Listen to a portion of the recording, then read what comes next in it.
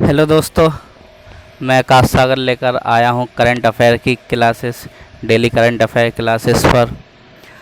हमारे चैनल को लाइक करें, शेयर करें, सब्सक्राइब करें और बेल आइकन पर क्लिक करें और ज़्यादा से ज़्यादा लोगों तक हमारा कंटेंट पहुँचाएं। तो चलिए स्टार्ट करते हैं।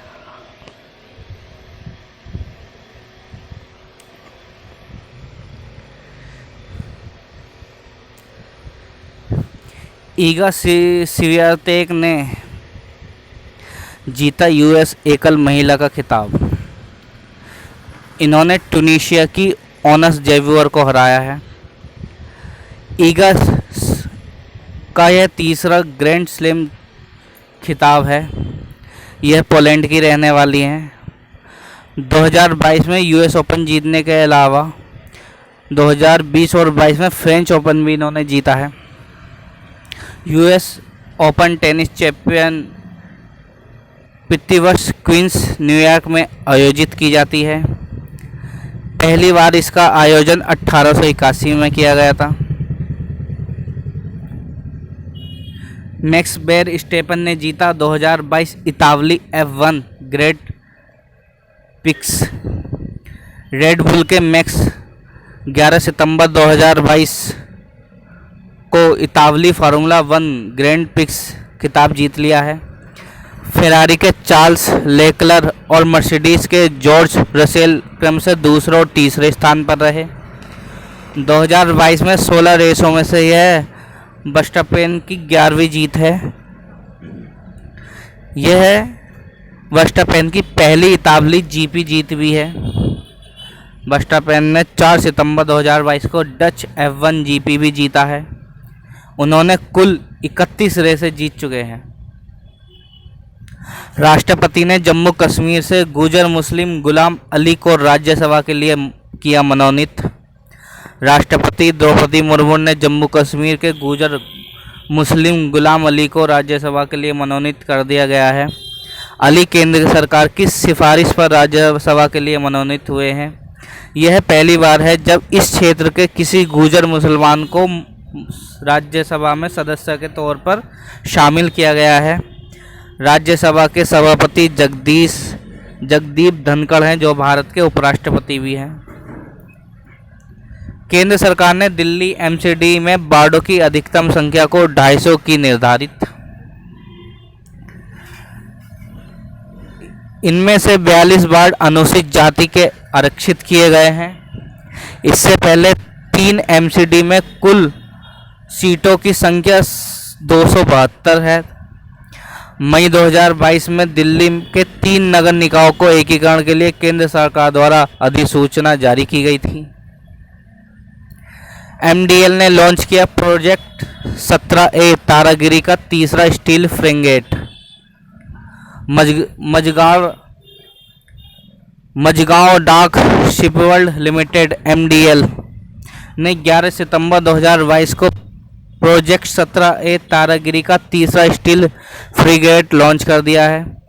इस जहाज को भारतीय नौसेना के इन हाउस डिजाइन संगठन अर्थात ब्यूरो ऑफ नेवल डिजाइन द्वारा डिजाइन किया गया है। यह सतह पर सतह मार करने वाली सुपरसोनिक मिसाइल प्रणाली से लैस होगा। तारागिरी का निर्माण 10 सितंबर 2022 से किया जा रहा है और इसे 2025 तक सुपुर्द किए जाने की उम्मीद है। 15 सितंबर को एससीओ समिट के लिए उज्बेकिस्तान के 2 दिवसीय दौरे पर जाएंगे प्रधानमंत्री नरेंद्र मोदी। शंघाई सहयोग संगठन के राष्ट्राध्यक्षों की परिषद की 22वीं बैठक में भाग लेने के लिए मोदी 15 सितंबर 2022 से उज्बेकिस्तान के समरकंद के 2 दिवसीय दौरे पर होंगे। बैठक में क्षेत्र और वैश्विक महत्व के सामयिक मुद्दों पर चर्चा होगी। राजनाथ सिंह ने 24 अगस्त 2022 को उज्बेकिस्तान की राजधानी ताशकंद में एससीओ रक्षा मंत्रियों की बैठक में भाग लिया था। राजस्थान के कोटा में 2 दिवसीय राष्ट्रीय रक्षा MSME कॉन्क्लेव शुरू हो गया है। राजस्थान के कोटा में यह प्रदर्शनी लॉन्च की गई है। प्रदर्शनी में T-90 और BM-2 टैंक, आर्टिलरी गन, विभिन्न प्रकार के स्नाइपर तथा मशीन गन सहित रक्षा उपकरण प्रदर्शित किए जा रहे हैं। कॉन्क्लेव का औपचारिक उद्घाटन 12 सितंबर 2022 को लोकसभा अध्यक्ष ओम बिरला और राज्य रक्षा मंत्री अजय भट्ट द्वारा किया जाएगा। एयर इंडिया क्षेत्रीय मुख्यालयों को विघटित कर गुरुग्राम में होगा स्थानांतरित। एयर इंडिया एयरलाइंस के क्षेत्र कमांड ढांचे को खत्म कर एक केंद्रीय मुख्यालय में स्थानांतरित होने जा रही है, क्योंकि नए मालिक टाटा सन्स अपने एयर व्यवसाय को मजबूत करने के लिए काम कर रही है।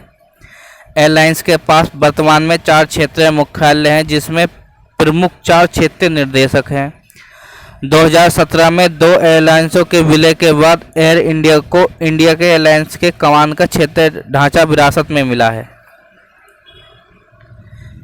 ऐप स्टोर में होगी केवल आरबीआई द्वारा स्वीकृत क्षण ऐप।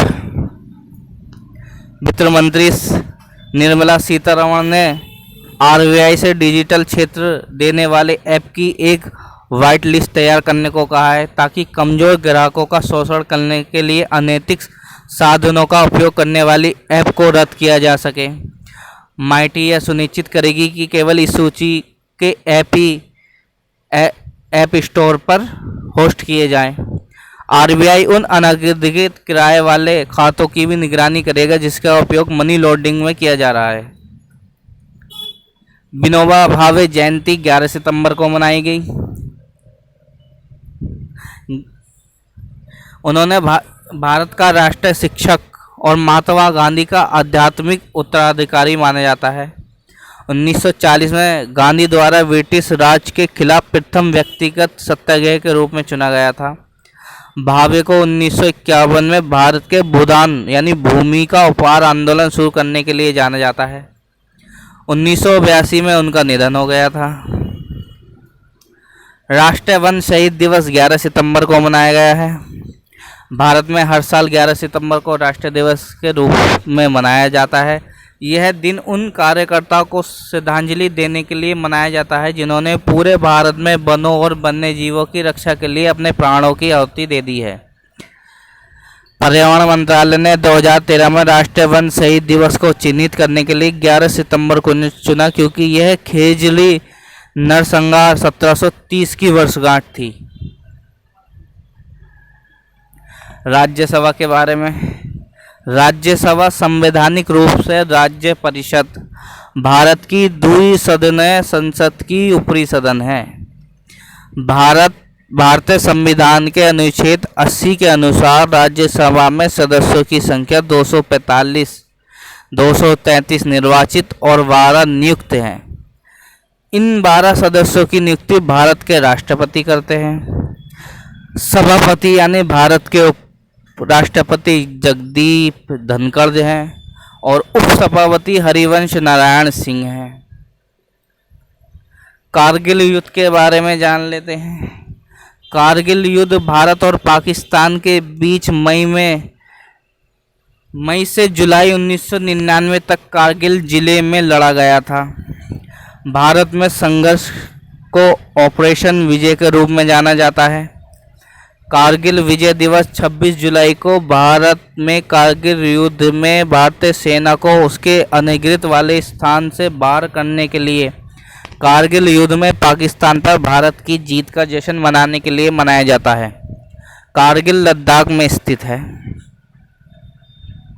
17 सितंबर को पीएम मोदी करेंगे चीता पुनरुत्पादन परियोजना का शुभारंभ।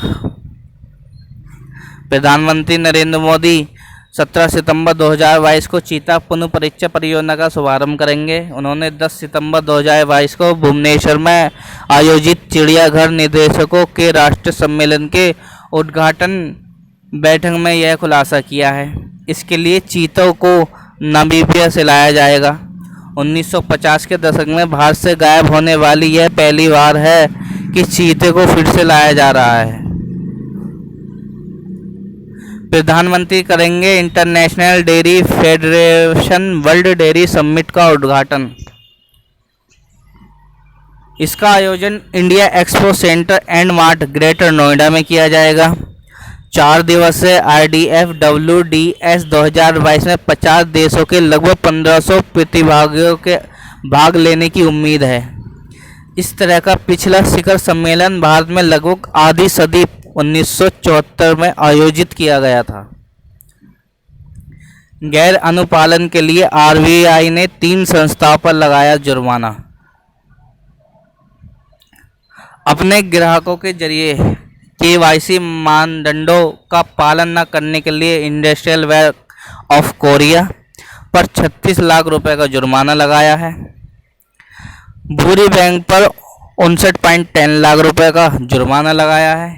India bulls commercial credit limited पर 12.5 लाख रुपए का जुर्माना लगाया है। ऑस्ट्रेलिया के कप्तान एरन फिंच ने वनडे क्रिकेट से ले लिया है संन्यास। फिंच ऑस्ट्रेलिया के T20 टीम की कप्तानी जारी रखते हुए अक्टूबर-नवंबर 2022 में ऑस्ट्रेलिया में होने वाले T20 विश्व कप में बतौर कप्तान नेतृत्व करेंगे। उन्होंने 145 वनडे मैच खेले हैं और जिसमें 54 में कप्तानी की है। HPCL ने कारगिल में CSR परियोजना के लिए भारतीय सेना के साथ किया गठजोड़। हिंदुस्तान पेट्रोलियम कॉर्पोरेट लिमिटेड ने कारगिल में कम विशेषाधिकार प्राप्त छात्रों को प्रशिक्षित करने और उन्हें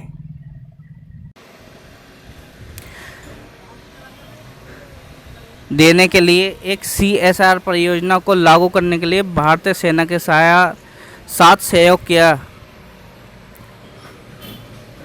परियोजना कारगिल इग्नाइटेड माइंड का उद्देश्य 50 छात्रों को विभिन्न राष्ट्रीय स्तर की इंजीनियरिंग और मेडिकल प्रवेश परीक्षाओं के लिए तैयार करेगा। Forging metal Nripendra Rao and the Pennar story पुस्तक का हो गया है विमोचन। Pawan Singh Lal forging metal Nripendra Rao and the Pennar story नामक नई पुस्तक का विमोचन करने वाले हैं। यह सितंबर 2022 को रिलीज होगी। पवन सिंह लाल मुंबई के एक लेखक और पत्रकार है। इन्होंने फॉर्च्यूनर पत्रिका के भारतीय संस्करण के लिए भी लिखा है। इन्होंने 2016 में सिटी जर्नलिस्ट एक्सीलेंट अवार्ड भी मिल चुका है। महान तेलुगु अभिनेता कृष्णम राजू का निधन हो गया है। उन्होंने 180 से अधिक फिल्मों में अभिनय किया और 5 फिल्मफेयर दक्षिण पुरस्कारों के साथ 3 नंदी पुरस्कार भी प्राप्त किए हैं। इनकी सबसे प्रसिद्ध कृति में जीवन तरंगुल, कृष्णवेणी और भक्त कनप्पा शामिल है। सिंगापुर ने पूर्व नौसेना प्रमुख को मेधावी सेवा पदक प्रदान किए। एडमिरल सुनील लांबा को सिंगापुर के प्रतिष्ठित सैन्य पुरस्कार पिंगट जसा जेमिलंग टेटेरा या मेधावी सेवा पदक से सम्मानित किया गया है। उन्होंने सितंबर 2022 में राष्ट्रपति हलीमा याकूब द्वारा सम्मानित किया गया है। उन्हें दोनों देशों के बीच मजबूत और लंबे समय से चले आ रहे द्विपक्षीय रक्षा संबंधों को बढ़ाने में अनेक उत्कृष्ट योगदान के लिए सम्मानित किया गया है। तो हमारी क्लास यहीं समाप्त होती है। हमारी क्लास को देखते रहें और ज़्यादा से ज़्यादा शेयर करें, लाइक करें, सब्सक्राइब करें और बेल आइकन पर क्लिक करें। Thank you.